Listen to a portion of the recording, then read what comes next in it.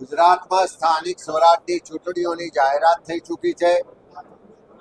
સમગ્ર ગુજરાતમાં મહાનગરપાલિકા, નગરપાલિકા, તાલુકા પંચાયત, જિલ્લા પંચાયતની બેઠકો માટે 26મી એપ્રિલના રોજ મતદાન થવાનું છે. ત્યારે કોંગ્રેસ પાર્ટી દ્વારા ઘણા લાંબા સમયથી આની તૈયારીઓ શરૂ કરવામાં આવી હતી. સમગ્ર સૌરાષ્ટ્રમાં કિસાન આક્રોશ યાત્રા અને ત્યાર પછી આખા ગુજરાતમાં જન આક્રોશ યાત્રાના માધ્યમથી અમે લોકોની વચ્ચે ગયા, લોકોની સાથે સીધો સંવાદ પ્રસ્થાપિત કર્યો. સરકારનો જે ભ્રષ્ટાચાર છે, ગેરવહીવટ છે, જે તાનાશાહી છે, જે અન્યાય છે, જે ભેદભાવ છે, એની ફરિયાદો, રજૂઆતો, લોકોની તકલીફો, પીડા, આક્રોશ જાતે જઈને જોયો છે, જાતે જઈને સાંભળ્યો છે, જમીની હકીકતો જોઈ છે. આખા ગુજરાતમાં સ્થાનિક સ્વરાજની સંસ્થાઓમાં ભારતીય જનતા પાર્ટીના જે શાસકો છે એમણે ઉઘાડી લૂંટ મચાવી છે. પ્રજાના પડસેવાના ટેક્સના પૈસા લૂંટી રહ્યા છે. ચારે બાજુ ભ્રષ્ટાચાર થઈ રહ્યો છે. લોકો હેરાન પરેશાન છે. તમામ વર્ગ વિસ્તારના લોકો આ સરકારને બદલવા માટે તૈયાર છે અને સરકાર ખાડે ગઈ છે એવું એકી અવાજે કહી રહ્યા છે. ત્યારે આજે સમગ્ર સૌરાષ્ટ્રના તમામ જિલ્લાઓમાં જે અમારા પ્રદેશના નિરીક્ષકો તાલુકા વાઇઝ ગયા, જે સંભવિત ઉમેદવારો છે એમને સાંભળ્યા છે, અમારા કાર્યકરો સાથે સંવાદ કર્યો છે, સંકલન કર્યું છે. અમારા જિલ્લા કોંગ્રેસ સમિતિઓ દ્વારા જે ચૂંટણી સમિતિઓ બનાવી એના દ્વારા પણ ઉમેદવારોની પસંદગીની પ્રક્રિયા કરવામાં આવી છે અને એને આખરી સ્વરૂપ 4 તારીખથી શરૂઆત કરીને અમે પ્રદેશ લેવલે આપવાના છે. પ્રદેશ ચૂંટણી સમિતિની બેઠક 4 તારીખથી શરૂઆત કરશે. એક એક શહેર, એક એક જિલ્લાના જે પણ અભિપ્રાયો આવ્યા છે, જે પણ ઉમેદવારોની પેનલો બની છે એની પર વિસ્તૃત ચર્ચા કરી અને અમારા પ્રભારી શ્રીઓની ઉપસ્થિતિમાં એને આખરી સ્વરૂપ આપવામાં આવશે અને 5મી તારીખથી તબક્કાવાર ઉમેદવારોની યાદી જાહેર કરવામાં આવશે.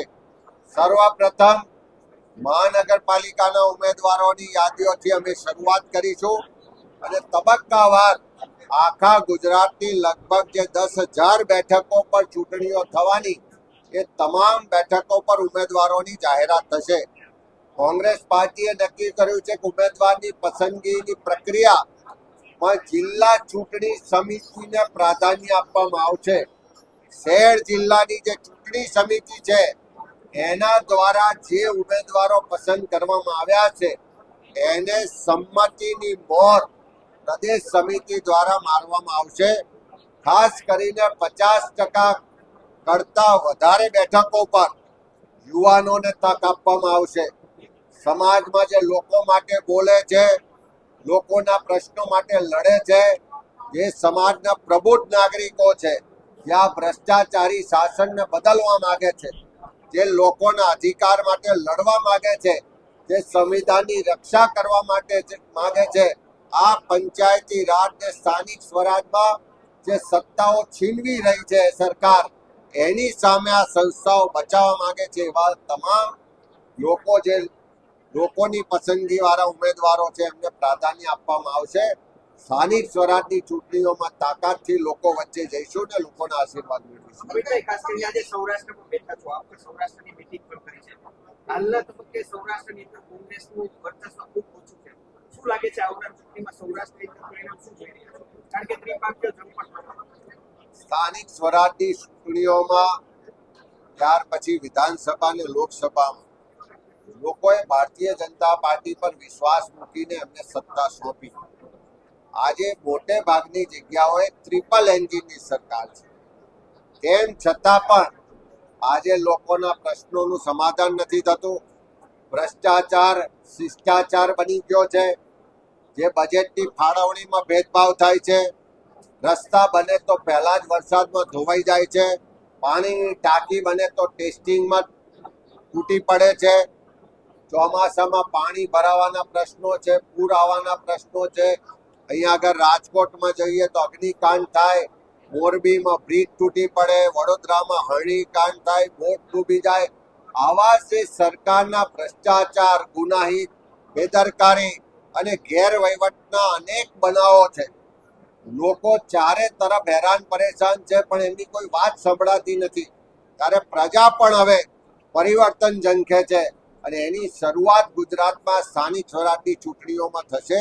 આજે જે સૌરાષ્ટ્રના તમામ જિલ્લાઓના મારા આગેવાનો, કાર્યકરો, પદાધિકારીઓ સાથે જે વિસ્તૃત સંવાદ કર્યો છે, એના પરથી હું એટલું ચોક્કસ કહું કે ગુજરાતમાં પરિવર્તન થવા જઈ રહ્યું છે અને એની શરૂઆત આ સ્થાનિક સ્વરાજની ચૂંટણીઓથી થશે.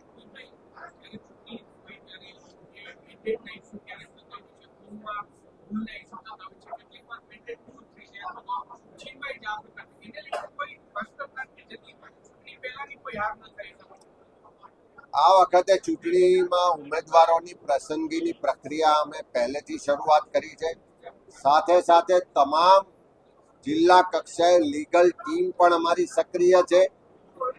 સરકાર દ્વારા જે સામ દામ દંડ ભેદની નીતિ અપનાવી અને ઉમેદવારી ફોર્મ રદ કરાવવાના, ઉમેદવારી ફોર્મ પાછા ખેંચાવાના, ડરાવવાના, ધમકાવવાના, લલચાવવાના જે પ્રયત્નો થાય છે, એની સામે આ વખતે અમારી જિલ્લાની ટીમો પણ સક્ષમ છે.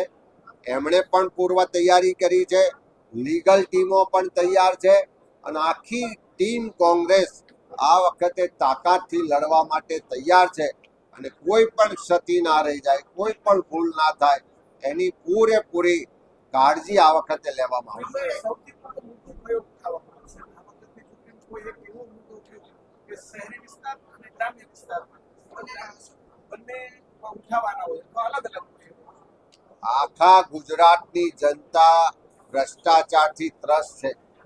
જ્યાં સુધી સરકારી સંસ્થાઓમાં કમિશન કમલમમાં નથી પહોંચતું, ત્યાં સુધી એક પણ કોન્ટ્રાક્ટ પર સહી નથી થતી અને એક કમિશન આપીને લીધેલા કોન્ટ્રાક્ટમાં કેવો ભ્રષ્ટાચાર થાય છે આપણે બધા આંખો સામે જોઈએ.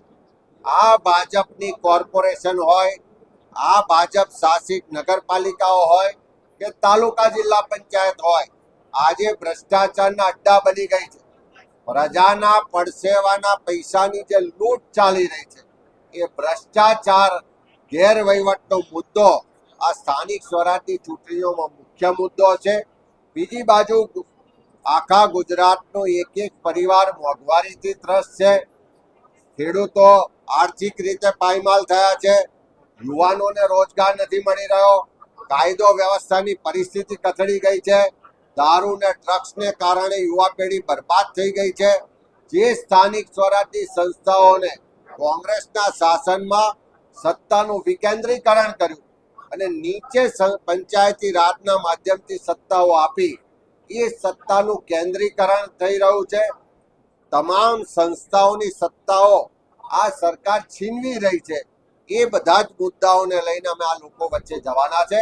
પણ સૌથી મોટો મુદ્દો આ ભારતીય જનતા પાર્ટીના શાસનમાં ભ્રષ્ટાચાર અને એનો ગેરવહીવટ એ આવનારી ચૂંટણીનો સૌથી મોટો મુદ્દો રહેવાનો.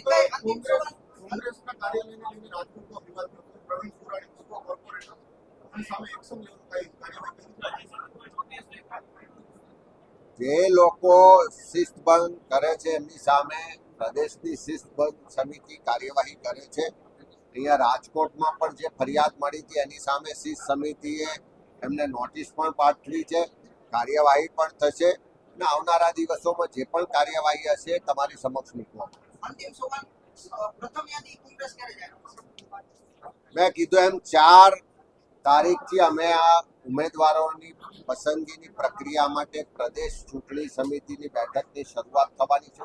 તમે જાણો છો કે આખા ગુજરાતના 34 જિલ્લા પંચાયતોની ચૂંટણી છે, 260 તાલુકા પંચાયતોની ચૂંટણી છે, 34 આખા જિલ્લાઓની સાથે સાથે જે 15 મહાનગરો છે એની પણ ચૂંટણી છે ને લગભગ 82 નગરપાલિકાઓની ચૂંટણી છે. એટલે 10,000 જેટલા ઉમેદવારોની પસંદગી કરવાની છે. એટલે 4 તારીખથી શરૂઆત કરી અને 10 તારીખ સુધી આ પસંદગીની પ્રક્રિયા માટે અલગ અલગ મીટિંગો થશે. અલગ અલગ ઝોન વાઇઝ બધા આખરી પસંદગીને ઓપ આપીશું. પણ જેમ જેમ યાદીઓ ફાઇનલ થાય 5 તારીખથી યાદીઓ જે ફાઇનલ ઉમેદવારો છે એની જાહેરાત કરવાની શરૂઆત થશે.